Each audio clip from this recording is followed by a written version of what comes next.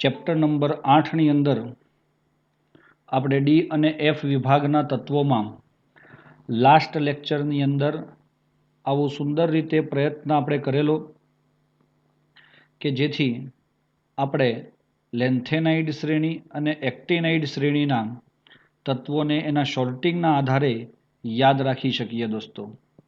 એના પછી આપણે આવી કેટલીક ઇલેક્ટ્રોન રચના પણ જોઈ છે ને દોસ્તો, કે જેમાં લેન્થેનાઇડ શ્રેણીના તત્વોની ઇલેક્ટ્રોન રચના આપણે આ રીતે જોયેલી છે. ખ્યાલ હશે તમામ મિત્રોને.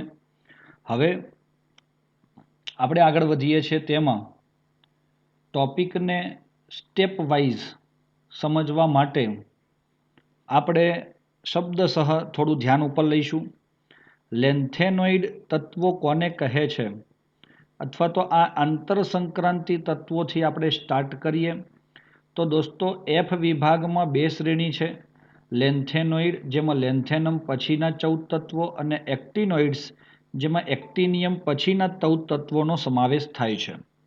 લેન્થેનમ એ લેન્થેનોઇડને બહુ જ મળતા આવે છે. તેથી લેન્થેનોઇડ્સની દરેક ચર્ચામાં લેન્થેનમને સમાવવામાં આવે છે.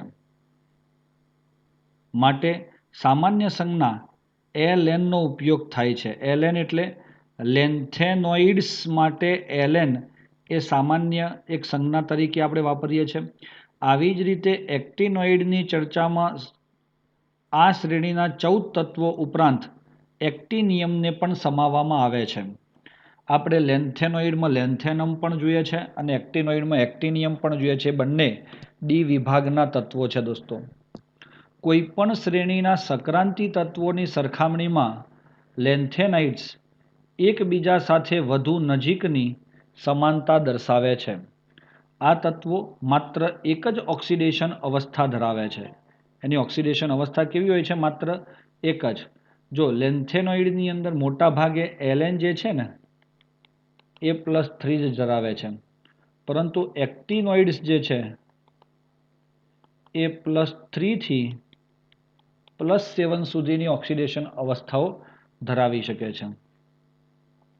તેનું રસાયણ વિજ્ઞાન આ સમાન ગુણધર્મોવાળા તત્વોના કદ અને કેન્દ્રીય વીજભારમાં થતા અલ્પ ફેરફારની થી શ્રેણીમાં થતી અસરની સમીક્ષા કરવાની ઉત્તમ તક પૂરી પાડે છે. બીજી તરફ એક્ટિનોઇડ્સનું રસાયણ વિજ્ઞાન ઘણું જ વધારે જટિલ છે. આ એક્ટિનોઇડનું વધારે જટિલ થયું. જુઓ, આમાં એક જ ઓક્સિડેશન અવસ્થા છે અને આમાં ઘણું બધું. બીજી તરફ જટિલતાનું એક કારણ તેની ઓક્સિડેશન અવસ્થાઓ છે. વિસ્તૃત વિસ્તાર છે ને, વિસ્તાર વધારે પડતો છે. બીજું કારણ તેની રેડિયો સક્રિયતા. એ પદાર્થો કેવા છે? રેડિયો એક્ટિવ પણ છે, વધુ માત્રામાં રેડિયો એક્ટિવિટી ધરાવે છે અને તેના અભ્યાસમાં આપણને મુશ્કેલીઓ ઊભી કરે છે. અહીં બે શ્રેણીઓનો અભ્યાસ જુદી જુદી રીતે આપણે કરવાનો પ્રયત્ન કરીશું. સૌથી પહેલી શ્રેણી કઈ આવશે? લેન્થેનોઇડ, જેમાં ઇલેક્ટ્રોન શેમાં દાખલ થાય? 4f માં. લેન્થેનોઇડ અને લેન્થેનમ અને લેન્થેનોઇડ્સ ના નામ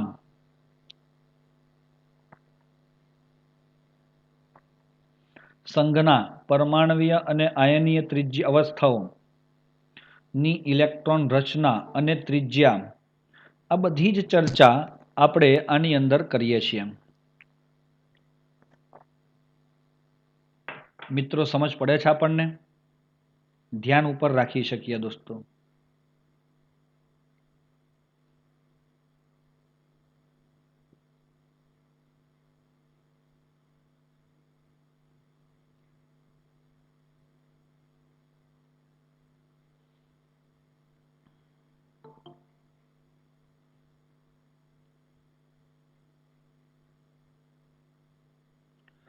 ચાલો મિત્રો,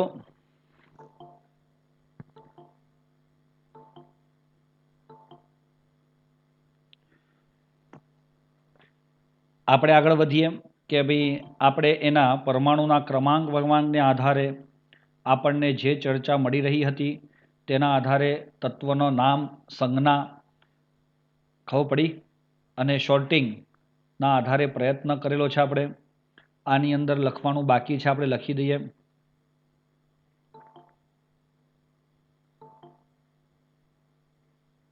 શું લખીએ છીએ આપણે તે જુઓ.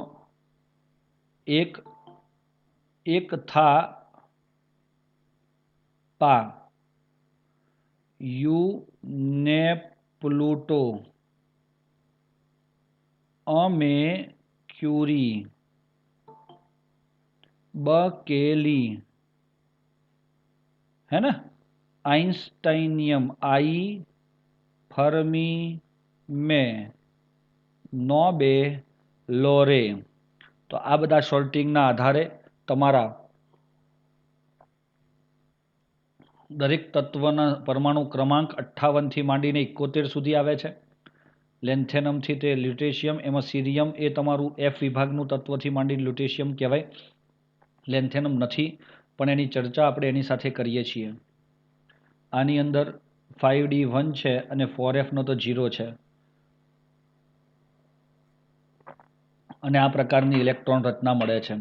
चलो इलेक्ट्रॉन रचना अहीं एवुं जोवा मळे छे के तत्वोना परमाणुओनी इलेक्ट्रॉन रचना 6s2 है. शुं छे? 6s2 केवी छे? एक सरखी छे बधामां. हाँ सर, आ बधामां 6s2 ज छे, अमने खबर पड़ी गई.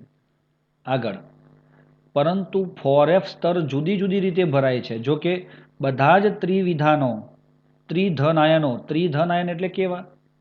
+3 वाळा जे इलेक्ट्रॉन रचना 4FN 1 થી 14 धरावे छे. आने मारे तमने समजावे तो अहींया जवुं पड़े. आ कोष्टकमां अहींया +3 छे. तमे नेक्स्ट पाना उपर जोशो ने तो तमने ख्याल आवशे. अहींया +3 छे तो आ 0 थी मांडी અને 14 સુધીના દરેક તત્વો સીરિયમથી માંડો તો 1 થી માંડી આપણે 14 સુધીના આપણને ક્રમાનુસાર +3 માં જોવા મળે છે. દોસ્તો ખબર પડી? હવે કદની વાત આવે. ત્રિજ્યાની વાત પણ અહીંયા આપણે સમજેલા હતા કે આ 187 છે, 83, 82, 81, 80, 99, 88, પછી કોણ આવ્યા? यस 173 क्रमशः घटाडो ज जोवा मळे छे. आ परमाणु है एटले परमाणुय त्रिज्या अने आ आयन है एटले आयनीय त्रिज्या तरीके आपणे ओळखीशुं. तो भाई खास आमां कोई चर्चा करवानी जरूर नथी के भाई तमे एम कहेवानुं के लेन्थेनाइड श्रेणीमां ज्यारे आपणे डाबेथी जमणी तरफ जईए छीए त्यारे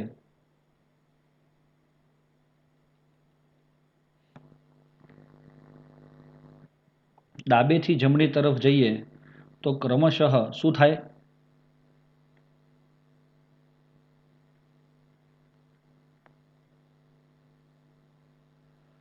यस, त्रिज्या क्रमशः घटती जती होय छे. दोस्तों त्रिज्या शुं थतुं होय छे? घटती जाय छे. कई बाजुथी कई बाजु जाओ तो? डाबेथी जमणे बाजु जाओ तो त्रिज्या घटे छे मित्रों. जेवी रीते के आ एक कदनो कण छे, थोड़ो घट्यो, थोड़ो घट्यो, थोड़ो घट्यो અને આવું લેન્થેનાઇડના તત્વોની અંદર જોવા મળે છે. એટલે એના પછી આવે છે તમારી 5D કક્ષક અને 5D કક્ષકના પરમાણુઓના કદ પણ એની ઉપર 4D કક્ષકોના જેવડા થઈ જાય છે. યાદ છે કે નહીં? અને એને જ આપણે શું કહેતા હતા?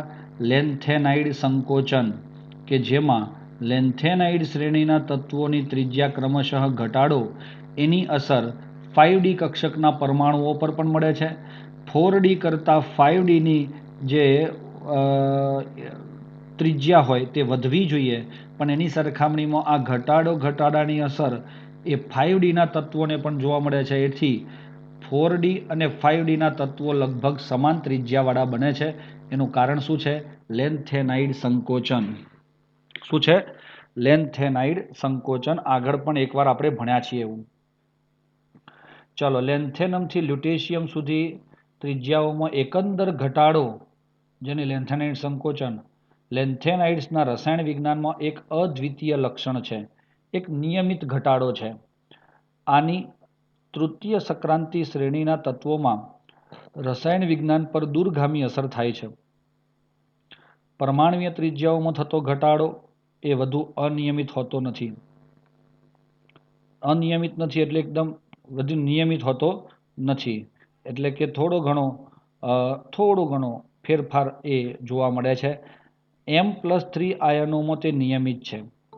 આ સંકોચન લગભગ એવું છે કે જે સામાન્ય સંક્રાંતિ શ્રેણીઓમાં જોવા મળે છે. કારણ પણ સમાન છે. દોસ્તો, તમને ખબર હોય કે આ F વિભાગના જે તત્વો છે એ તમારો આખો જ ટોપિક ગવર્મેન્ટ દ્વારા આપણને પરીક્ષામાં ન પૂછવા માટેના લિસ્ટમાં મૂકવામાં આવ્યો છે. તો આપણે આને MCQ માટેની તૈયારી કરી રહ્યા છીએ. દરેક વસ્તુ તમારે સમજવાનું છે કે ભાઈ પરમાણ્વીય ત્રિજ્યા એ ક્રમશઃ ઘટે છે, એની અસર 5D ની ત્રિજ્યા પર પડે છે. એટલે આને શું કહીશું આપણે? લેન્થેનાઇડ સંકોચન. આગળ વધીએ. એટલે કે એક જ પેટાકોષમાં એક ઇલેક્ટ્રોન પર બીજા ઇલેક્ટ્રોન દ્વારા અપૂર્ણ શિલ્ડિંગ અસર. સમજો, એક જ પેટાકોષમાં એક ઇલેક્ટ્રોન પર બીજા ઇલેક્ટ્રોન દ્વારા, પેટાકોષ એટલે તમારા કક્ષા એક જ હોય પણ એમાં એક ઇલેક્ટ્રોન દ્વારા બીજા ઇલેક્ટ્રોન પર શું કહેવાય? શિલ્ડિંગ અસર. જો કે કેન્દ્રીય વીજભાર વધવાની સાથે એક ડી ઇલેક્ટ્રોન પર બીજા ડી ઇલેક્ટ્રોનની સરખામણીમાં એક 4f ની ઇલેક્ટ્રોન બીજા 4fની શિલ્ડિંગ અસર ઓછી હોય છે. એટલે આપણને એમ કહે છે કે દાખલા તરીકે તમારી ડી કક્ષક 5D તમે કહેતા હોય તો 5Dમાં એક ઇલેક્ટ્રોન હોય, એ બીજા ઇલેક્ટ્રોન અને એ ઇલેક્ટ્રોન વચ્ચે શિલ્ડિંગ અસર, અને 4fમાં એ ઇલેક્ટ્રોન હોય અને એના ઇલેક્ટ્રોન વચ્ચે શિલ્ડિંગ અસર. તો આમાં કોની વધારે હોય છે?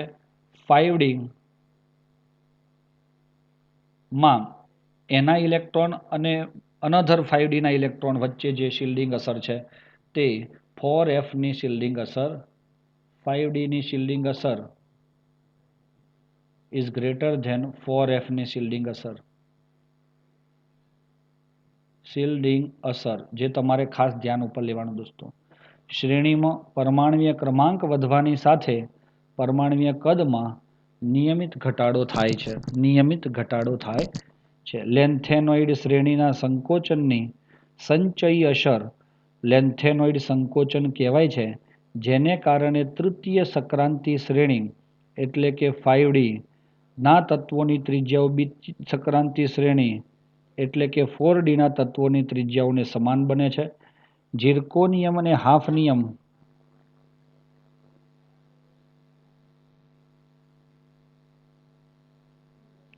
આ બીજી સંક્રાંતિ શ્રેણી જે 4D વાળી છે એનું બીજું તત્વ છે ઝિર્કોનિયમ, અને 5D વાળો છે લેન્થેનમ, એનું બીજું તત્વ છે હાફનિયમ. ખબર પડી? લા હપ્તા ટંગ રેની એ છે ને, તો એ હાફનિયમ. તો દોસ્તો આની ત્રિજ્યા ઓછી હોવી જોઈએ અને આ નીચે જાય છે એટલે ત્રિજ્યા વધવી જોઈએ. પણ દોસ્તો કંઈક આપણને એના 160 પિકોમીટર, તો એના કરતાં તો વધારે જ હોવી જોઈએ ને, પણ આ કેવી છે 159, એટલે ઓલમોસ્ટ બંને કેવા થયા? સરખા. તો સરખા કેમ થયા? હાફનિયમને પૂછવામાં આવ્યું કે એ કહે છે મારા આગળ જે તત્વો આવી ગયા ને બધા એ આવા હતા, ધીમે ધીમે ઘટતા હતા એટલે હું પણ ઘટી ગયો, અને એની અસર મારી ત્રિજ્યા ઘટી ગઈ, મારું કદ ઘટી ગયું, અને એના લીધે ઝિર્કોનિયમ અને હાફનિયમની ત્રિજ્યાઓ સમાન થઈ ગઈ. દોસ્તો આ બાબત આ ધાતુઓની કુદરતમાં સાથે મળી આવવા માટે તથા તેમના અલગીકરણમાં પડતી તકલીફો માટે જવાબદાર છે. ચાલો દોસ્તો ક્લિયર થઈ જાય છે. એક ધ્યાન પર લઈશું. હવે લેન્થેનોઇડની આયનીય ત્રિજ્યાના વલણો એ આ આલેખમાં તમને બતાવ્યા છે. જુઓ, ધીમે ધીમે આયનીય ત્રિજ્યા શું થતી જાય? ઘટતી જાય છે. હે દોસ્તો, ઘટે છે. હવે આવે છે ઓક્સિડેશન અવસ્થાઓ. શું આવે છે દોસ્તો? ઓક્સિડેશન અવસ્થાઓ. તો મિત્રો એક વસ્તુ તમને હું બતાવી શકું છું અહીંયા કે લેન્થેનોઇડમાં જનરલી બધા જ +3 છે, પણ લેન્થેનમ જે છે એ +2 ધરાવે છે. તેમ છતાં દ્રાવણમાં અને ધન આયનમાં ક્યારેક +2 અને +4 આયનો પણ બનાવે છે. દ્રાવણોમાં અને ઘન અવસ્થામાં +2 અને +4 આયનો ધરાવે છે. આ અનિયમિતતા ખાલી એટલે કે F0, અર્ધપૂર્ણ એટલે કે F7 અને ભરાયેલી એટલે કે F14 અથવા પૂર્ણ ભરાયેલી F પેટાકોષની સવિશેષ સ્થાયીતાને કારણે હોય છે. F0, F7 અને F14 બનવા માટે જ એ +2 અને +4 ક્યાંક ક્યાંક બતાવે છે. બાકી જનરલી તેઓ +3 ધરાવે છે. આમ Ce+4 બનવા તેની Ce+4 બને તો ચલો સીરિયમની ઇલેક્ટ્રોન રચના આપણે જોઈએ. તો Ce એટલે આ છે, જુઓ +4 થાય, ચલો +2 થાય એટલે આ બે જતા રહે, +3 થાય એટલે આ ડીનો જતો રહે અને +4 થાય તો Fનો પણ એક ઇલેક્ટ્રોન જતો રહે એટલે F શું થઈ જાય? 0 બની જાય. કોના માટે? Ce+4 માટે. અને એના લીધે આપણે એમ કહી શકીએ કે તે Ce+4 ના લીધે F0 થાય. આથી તે કેવો બને દોસ્તો? સ્થાયી બને છે. ઉમદા વાયુ જેવી ઇલેક્ટ્રોન રચના એટલે કોના જેવી થઈ? ઝેનોન જેવી થાય. 4f0, 5da0 અને 6s પણ 0 થઈ જાય Ce+4માં. આથી ઝેનોન જેવી હોય તો એના કારણે, પરંતુ તે પ્રબળ ઓક્સિડેશન કરતા છે. આથી તે પ્રબળ ઓક્સિડેશન કરતા છે, જે સામાન્ય +3 ઓક્સિડેશન અવસ્થામાં પાછા ફરી શકે છે. શેમાં ભાઈ? +3 ઓક્સિડેશન અવસ્થામાં તે શું બની શકે છે? પાછા ફરી શકે છે. બુક તમારી પાસે ખુલ્લી હશે, ધ્યાન રાખો દોસ્તો અને એની લાઈનને સમજવાનો પ્રયત્ન કરો.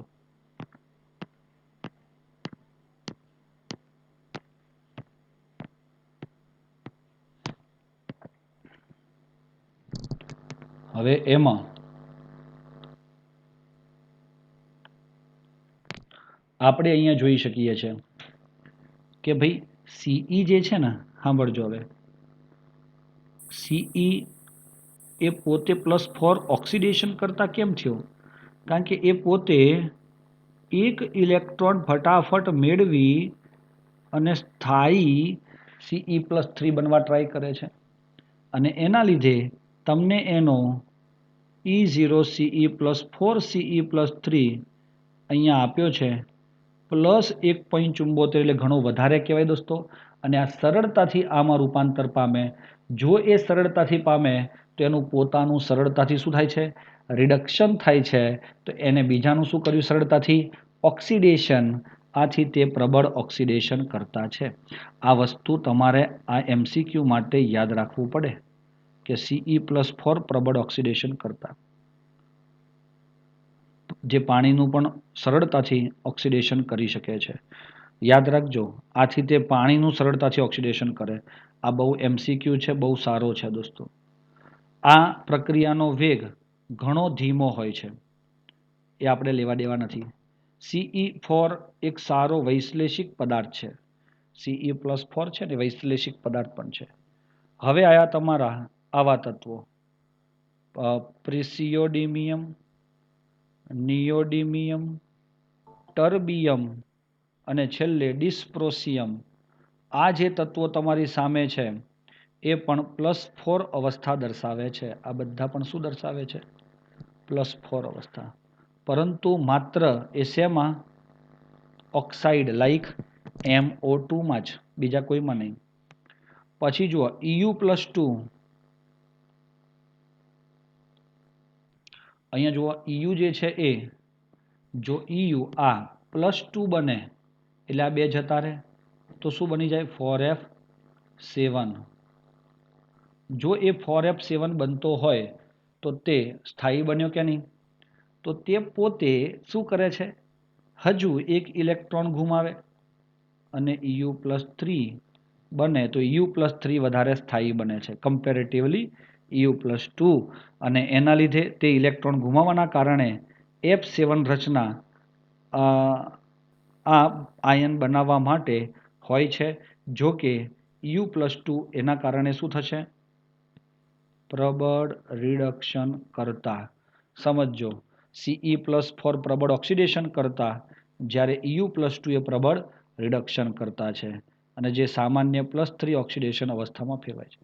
આ જ રીતે Yb+2, હા, Yb+2 પણ પ્રબળ રિડક્શન કરતા જ છે, અને Tb+4 એ પ્રબળ ઓક્સિડેશન કરતા છે. આમાં Tb+4, તો આ બેની જોડ અને આ બેની જોડ માત્ર MCQ પર્પઝ ઉપર તમે તમારી રીતે ત્યાં લખી જ નાખો કે ભાઈ Ce+4 અને Tb+4, તો Ce+4 માં F0 અને Tb+4 માં F14, નહીં, F7, એ બંનેમાં પ્રબળ ઓક્સિડેશન કરતા તરીકે, જ્યારે Eu+2 અને Yb+2 આ બંને F14 છે બંનેમાં, આથી તે ઓક્સિડેશન કરતા તરીકે, રિડક્શન કરતા તરીકે વર્તે છે. છેલ્લો Sm, સમેરિયમ. સમેરિયમની વર્તણૂક યુરેપિયમને મળતી આવે છે. તે +2 અને +3 બંને ઓક્સિડેશન અવસ્થાઓ ધરાવે છે. તો દોસ્તો સમેરિયમ અને એ બંનેની ચર્ચા પણ ત્યાં થઈ જાય. હવે આવે છે સામાન્ય લાક્ષણિકતાઓ. બધા લેન્થેનોઇડ્સ ચાંદી જેવી સફેદ નરમ ધાતુઓ છે. કેવા છે? યસ, સફેદ છે. એટલે આ એક એનો ગુણધર્મ છે, ભૌતિક ગુણધર્મ. હવામાં ઝડપથી નિસ્તેજ બને એટલે શું થાય? તે હવાની અંદર જ્યારે એની પ્રક્રિયા થાય તો તે પોતે ચળકાટ જે છે ઓછો થાય, તેજ એનું ઘટે. નંબર 3, કઠિનતા વધે છે. અને આ ખાસ ઇમ્પોર્ટન્ટ દોસ્તો યાદ રાખવાનું કે સમેરિયમ જે છે ને, સમેરિયમ Sm, એ સ્ટીલ જેવું કઠિન છે, અને એનું ગલનબિંદુ ખબર છે તમને? 1623 કેલ્વિન છે. આમ જનરલી કેટલું હોય છે? તો જનરલી આટલું જ હોય છે, 1000 થી માંડીને 1200 કેલ્વિન જેટલું હોય, પરંતુ સમેરિયમ આટલું છે. વિશિષ્ટ ધાત્વીય બંધારણ છે. હા દોસ્તો, આ ચોથો નંબર, આ વિશિષ્ટ બંધારણ છે. 5મો નંબર, આ 6ઠ્ઠો નંબર, તે ઉષ્મા અને વિદ્યુતના સુવાહક છે, એટલે ધાતુના લક્ષણ આવ્યા. અને 7મો નંબર ઘનતા આવશે. Eu અને Yb તેમજ ક્યારેક ક્યારેક Sm અને Tm એ બંને સિવાયના તત્વો માટે ઘનતા અને અન્ય ગુણધર્મો સરળતાથી બદલાઈ જાય છે. એ આપણે યાદ રાખીશું. તો આ 7 પોઈન્ટ પણ MCQ માટે પૂછાય કે ભાઈ નીચેનામાંથી શું ખોટું છે, શું સાચું છે. એટલે તમારે આને સમજી વિચારીને એક થિયરીના રીતે 2 માર્ક્સનો સવાલ પણ કરી શકો. આને પણ એ MCQમાં પૂછાય. અનેક ત્રિસંયોજક લેન્થેનોઇડ્સ આયનો ઘન અવસ્થામાં જલીય દ્રાવણમાં રંગીન હોય છે. આ 8મું લક્ષણ, રંગીન. સમજ પડે છે? હા, +3 રંગીન હોય. પરંતુ 2 ઓપ્શન છે અપવાદ, La+3 અને Lu+3. શું રીઝન છે? La+3 માં એ 0 થાય અને આમાં 14 થાય. કારણ કે રંગીન હોવા માટે શું જોઈએ? અયુગ્મિત ઇલેક્ટ્રોન હોવા જોઈએ, જે તમારા આ બંને પાસે નથી. એથી એ બંને રંગવિહીન છે, જ્યારે બાકીના બધા જ કેવા છે? રંગીન છે. તો રંગીન હોવા માટેની આવશ્યકતા આ ધ્યાન ઉપર લેશો તમે. તેમ છતાં સંભવિત રીતે F સ્તરની ઉત્તેજનાને કારણે અવશોષણ પટ સાંકડો રચાય છે, અને F0 એ La+3 અને Ce+4 અને F14 પ્રકારના આ આયનો સિવાયના બધા જ આયનો અનુચુંબકીય છે. તો દોસ્તો આ આવ્યો તમારો 9મો ગુણધર્મ, ચુંબકીય ગુણ. તો અનુચુંબકીય તમને તો ખબર જ છે, મોટા ભાગે D વિભાગના તત્વો પણ અનુચુંબકીય છે, F વિભાગના તત્વો પણ અનુચુંબકીય છે. અપવાદ સ્વરૂપે કોણે કીધા?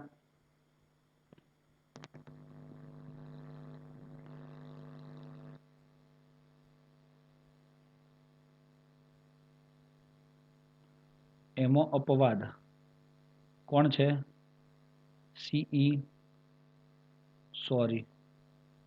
La+3 અને Ce+4 અને Yb+2 અને Lu+3 આ બંનેમાં F0 છે, આ બંનેમાં F14 છે અને 14 F હોય એટલે અયુગ્મિત ઇલેક્ટ્રોન હોતો નથી. જો અયુગ્મિત હોય તો જ તે અનુચુંબકીય ધરાવે છે.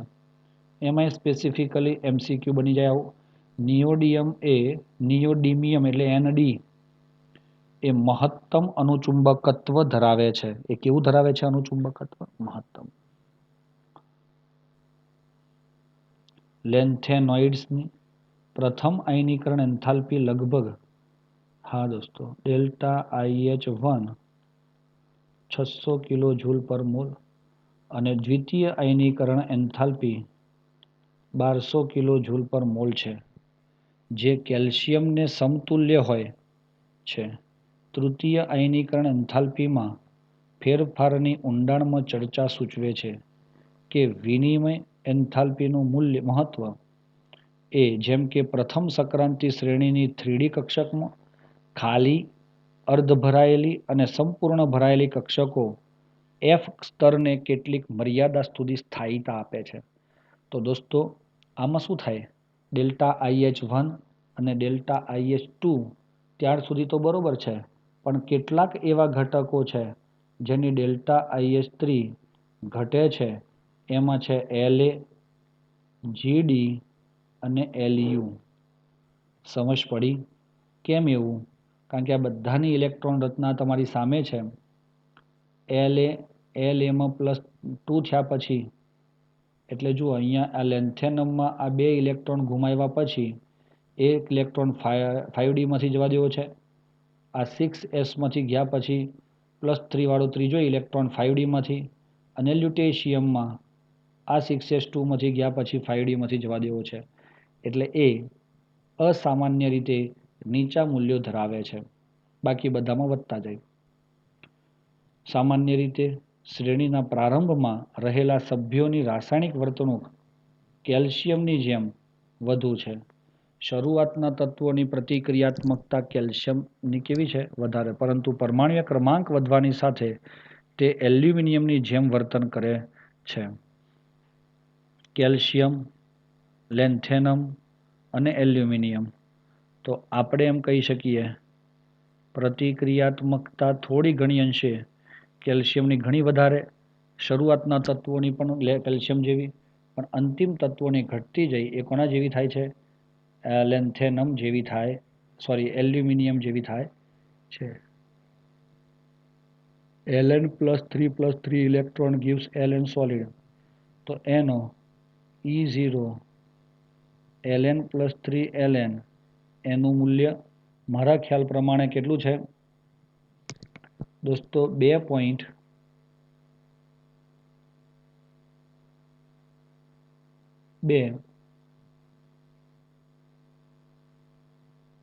થી માંડીને 2.4 છે માઇનસમાં. EU નું મૂલ્ય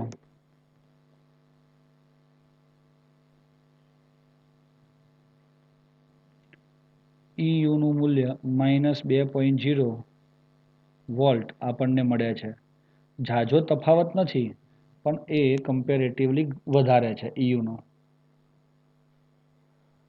નવસી સ્વાભાવિક રીતે નાનો ફેરફાર છે. હવે આ ધાતુની જુદી જુદી પ્રક્રિયાઓ કરીએ છીએ. Lnની એસિડ સાથે પ્રક્રિયા કરીએ, એસિડ એટલે H+, તો Ln+3 વત્તા H2 આપે, ડાયહાઇડ્રોજન ગેસ.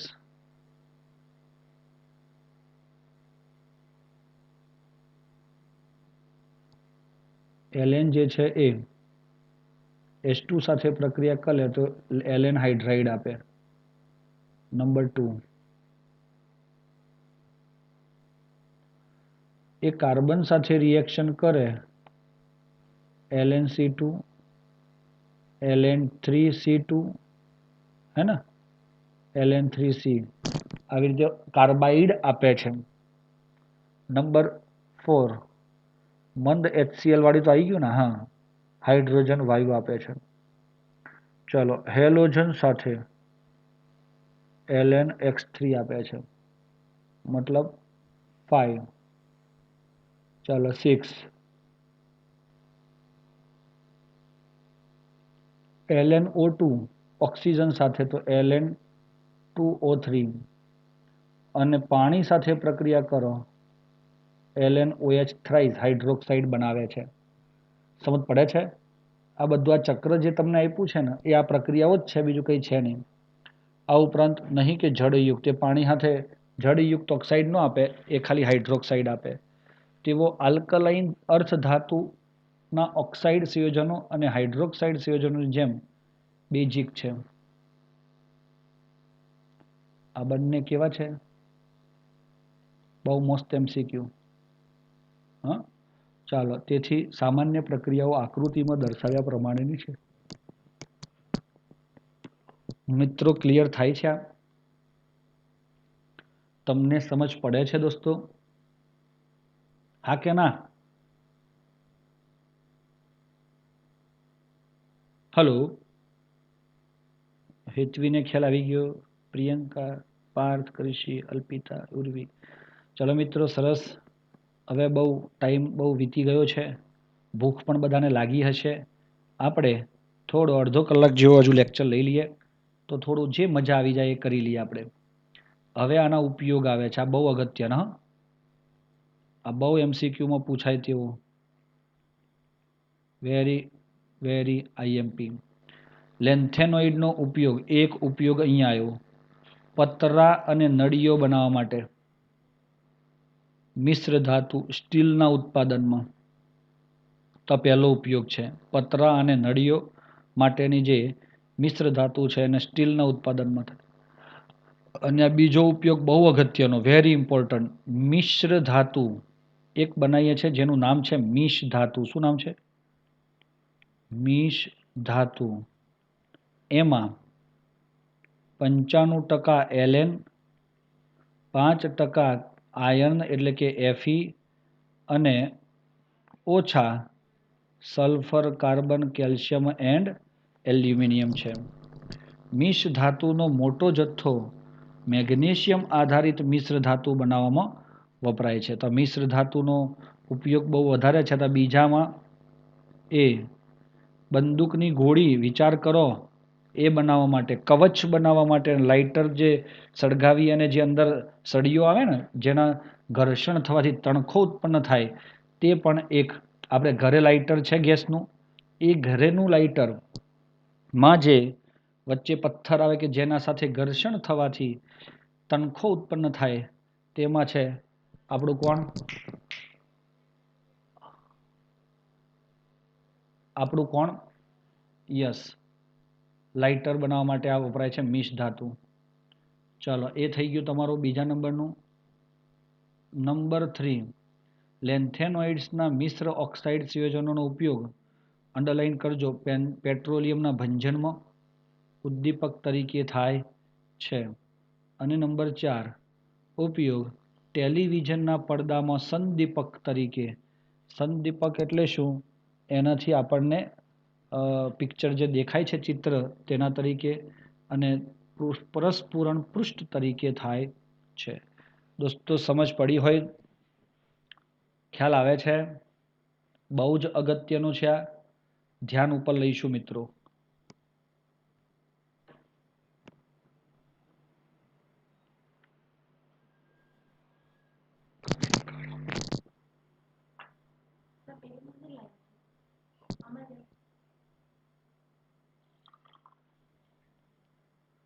ચાલો, હવે એક્ટિનાઇડ જોવાના છે આપણે.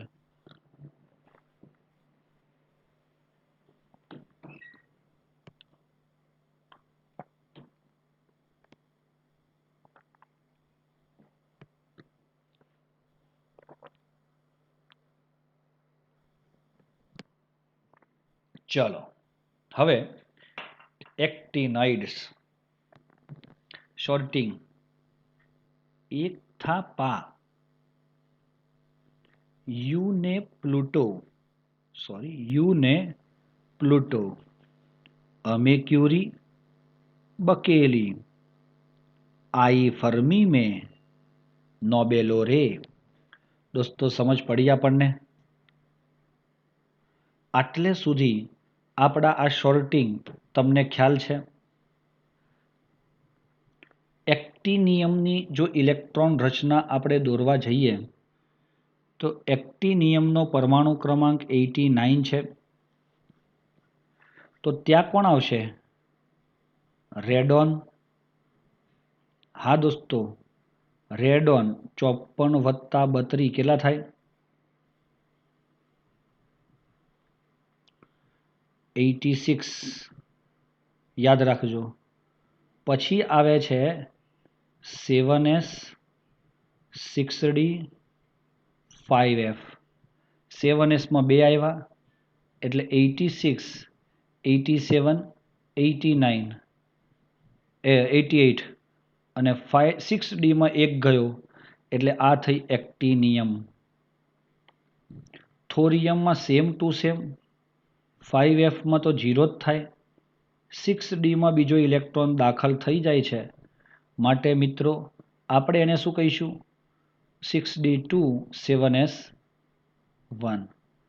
પછી Pa યુરેનિયમ અને નેપ્ચ્યુનિયમ આ ત્રણેયની ઇલેક્ટ્રોન રચનામાં ક્રમશઃ 5f માં ઇલેક્ટ્રોન દાખલ થયો 2 3 અને 4, પણ 6d માં 1 રહી ગયો અને 7s2 બન્યા. દોસ્તો આ ત્રણ તત્વોમાં આવું શા માટે જોવા મળે છે તેનું કોઈ રહસ્ય ખુલ્યું નથી હજુ. અપવાદ સ્વરૂપે સ્વીકારી લેવામાં આવી છે. અને બીજું કે એવી ઇલેક્ટ્રોન રચનાને લીધે જ તેનો અભ્યાસ પણ થોડો કેવો છે? ડિફિકલ્ટ પડે છે આપણને, પણ એટલો બધો ડિફિકલ્ટ નથી. ચાલો ખબર પડી. આવું આપણને લેન્થેનમમાં તો ખાલી શેમાં દેખાયું હતું ખબર છે ને? સિરિયમમાં હતું, ગેડોલિનિયમ હતો અને ગેડોલિનિયમ અહીંયા આવતો તો અહીંયા જીડી અને લ્યુટેશિયમ અને સિરિયમ અહીંયા હતો. એની જગ્યાએ સિરિયમની વિશિષ્ટ ઇલેક્ટ્રોન રચના 6d2 બની છે. બાકી આ ત્રણ તત્વોમાં પેલામાં નથી એવું, પણ આમાં અપવાદ દેખાય છે. બાકી નેચરલી જે રીતે આપણે લેન્થેનોઇડનું ભણ્યા છે સેમ ટુ સેમ પછીની ઇલેક્ટ્રોન રચના બધી જ એઝ ઇટ ઇઝ છે. આમાં એમ થાય કે સાહેબ અમેરેશિયમ જે છે એમાં 5f7 તો બન્યો, પણ ક્યુરિયમમાં એક ઇલેક્ટ્રોન વધારે આવ્યો તો 6d માં થયો, કારણ કે એને કોણ ગમે છે? 5f7. સિમિલરલી 5dfમાં 14 થયો તો 5f14 આપણને મળે છે. આ ક્લિયર થાય છે દોસ્તો? સમજ પડે છે? હા કે ના?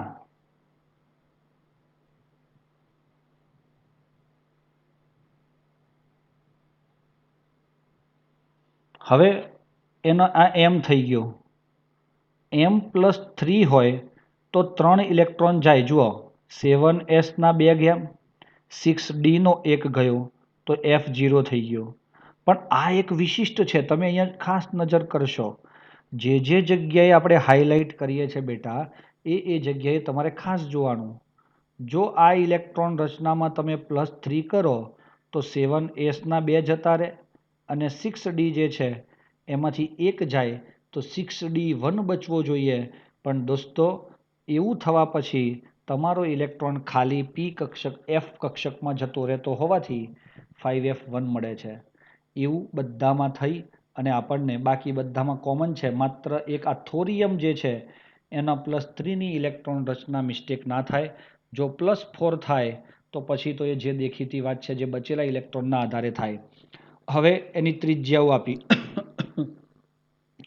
ત્રિજ્યાઓ પોતે તો અનિયમિત છે, પણ આયનીય ત્રિજ્યામાં પાછી નિયમિતતા છે. જુઓ 11 3 101 100 99 98 99 થી 86 સુધી આપણને આવી રીતે જોવા મળે છે. એટલે એ ક્રમશઃ ઘટાડો જોવા મળે છે. ક્લિયર? અને એના લીધે આપણે નેક્સ્ટ પેજ ઉપર જઈએ તો દોસ્તો હવે કેટલાક ગુણધર્મો પણ તમારી સામે આવી રહ્યા છે. એક્ટિનોઇડ કેવા છે? રેડિયો એક્ટિવ છે. આ એટલે આ ભૌતિક ગુણધર્મોમાં સાપેક્ષ રીતે એનો જે T1/2 છે એ લાંબો હોય, એટલે બહુ લાંબો હોય શરૂઆતના તત્વોમાં. પછીના તત્વોમાં એ અર્ધાયુષ્ય સમય એ તો કંઈ છે જ નહીં, 1 થી 3 મિનિટમાં તો પૂરા થઈ જાય. એટલે જે શરૂઆતના લગભગ અમેરેશિયમ સુધીના જે તત્વો છે એમાં થોડો લાંબો દેખાય, એટલે કે મોટો અર્ધાયુષ્ય સમય યુરેનિયમને બહુ લાંબા છે, પરંતુ પછી જુઓ તો 2 કે 3 દાડામાં તો બધું પૂરું થઈ જાય, 1-2 દિવસમાં. અને એટલે બહુ જ ઘટાડો જોવા મળે છે તાપમાનના ગાળામાં. એ જ સ્પેશિયલી તમને લોરેન્શિયમનો અર્ધાયુષ્ય સમય પૂછ્યો છે, એ માત્ર 3 મિનિટનો જ છે. તો એ પણ તમે માર્ક કરી શકો MCQ માટે. પછીના તત્વો દોસ્તો જે છે એ નેનોગ્રામમાં જ મળે છે. આથી તેનો અભ્યાસ પણ કેવો બને છે? મુશ્કેલ બને. બહુ ઓછો હોય તો પણ મુશ્કેલ રહે છે. ઇલેક્ટ્રોન રચના એવું માનવામાં આવે છે કે આમાંથી જુઓ MCQ બેઝ ઉપર શું ધ્યાન રાખવું એ ખબર પડી. એક્ટિનોઇડમાં 7s2 ઇલેક્ટ્રોન રચના કોમન મળે છે એ જોઈએ આપણે. અને 5f અને 6d પેટાકોષો જુદી જુદી રીતે ભરાય છે એ પણ તમે જોયું. અનિયમિતતા ઉપરના 3 તત્વોમાં વધારે હતી. 14 ઇલેક્ટ્રોન 5f ઇલેક્ટ્રોન કક્ષકમાં ભરાઈ શકે છે. થોરિયમ સુધી નહીં, પરંતુ પ્રોએક્ટિનિયમથી પછીના તત્વોમાં ભરાતા ઇલેક્ટ્રોન 103 તરફ આગળ વધતા એ 5fમાં સંપૂર્ણ ભરાઈ જાય છે. હા દોસ્તો, આપણા પ્રોએક્ટિનિયમ પછી ક્રમશઃ fમાં જતા હોય છે ઇલેક્ટ્રોન. એ પણ આપણે આ ઇલેક્ટ્રોન રચનામાં જોયું કે પ્રોએક્ટિનિયમ પછીથી જ બધામાં fમાં ઇલેક્ટ્રોન જાય છે. તો દોસ્તો,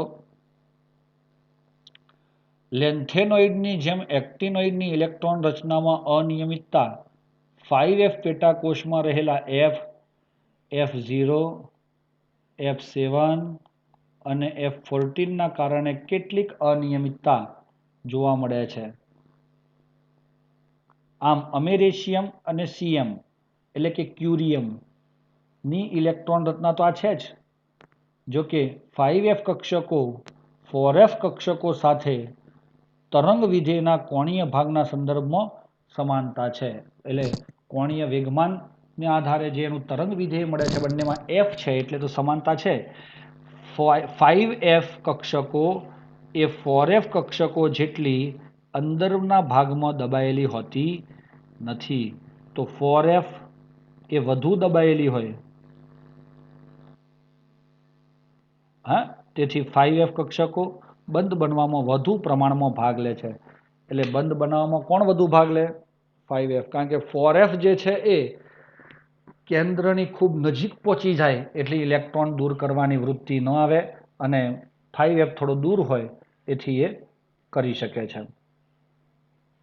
આગળ વધીએ. આયનીય કદની વાત.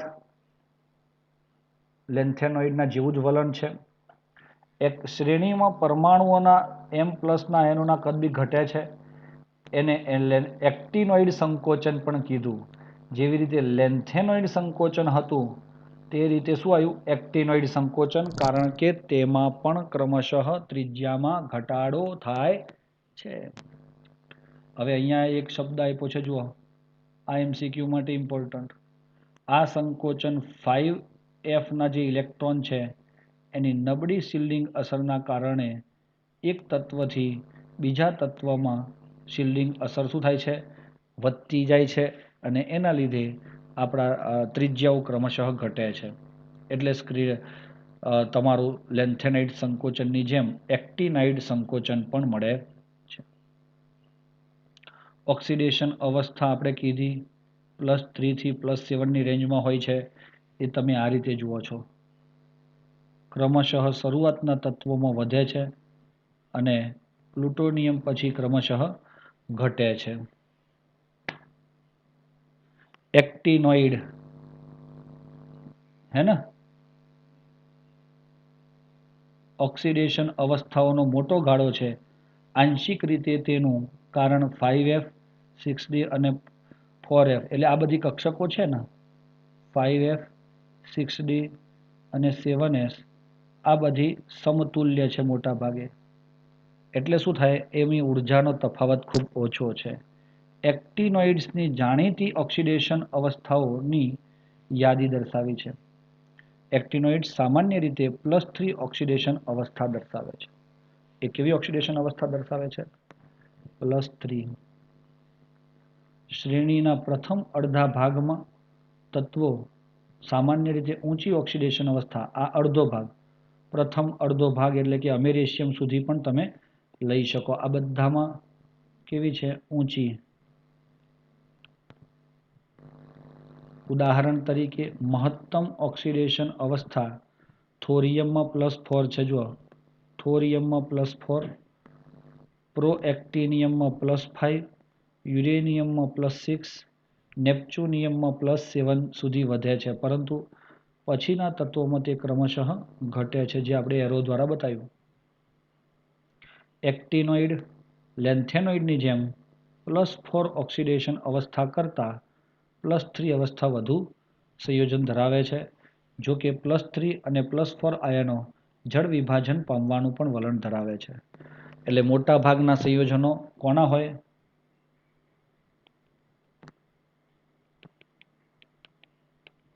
+3 અને +4. જો કે +3 અને +4 આ શરૂઆતના અને પછીના એક્ટિનોઇડ્સની ઓક્સિડેશન અવસ્થાઓના વિસ્તરણમાં આટલી બધી અનિયમિતતા અને ભિન્નતા જોવા મળે છે કે ઓક્સિડેશન અવસ્થાના સંદર્ભમાં આ રસાયણ વિજ્ઞાનની સમીક્ષા કરવી સંતોષકારક. રીઝન જ ના ખબર હોય તો આપણને સંતોષ મળતો નથી. ક્લિયર છે દોસ્તો? હા કે ના? આ પેજ છે, આપણે જોઈ લેવું છે. એક તમે ઈચ્છતા હોય તો જોઈ લઈએ.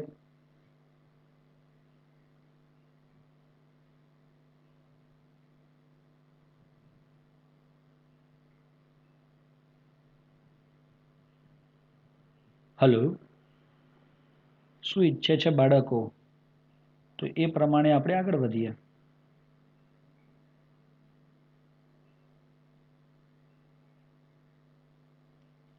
આવતીકાલે રાખીએ એક લેક્ચર, તો જેમાં આ બાકીનો થોડો પોર્શન કરીએ અને પછી થોડું એક્સરસાઇઝના ક્વેશ્ચન પણ કરી લઈએ, જે સારા લાગે એવા. ચાલશે ને? મિત્રો, સમજ પડે છે? તો એવું રાખીએ આપણે. આવતીકાલે આપણે લગભગ લેક્ચર